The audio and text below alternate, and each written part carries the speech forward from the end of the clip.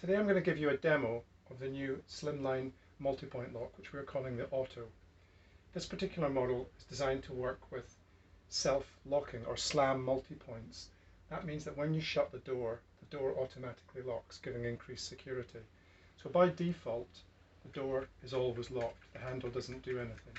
When you enter a code into the keypad or use one of the enclosed fobs, the door will open.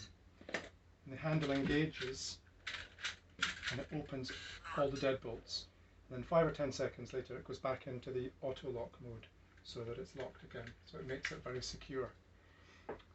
This particular model will open with a pin code, a fob. It also has backup keys, so you can open it from the key. This particular model's got a 92mm center, so it'll work with most self-activating multi-points. It also comes in a 72mm.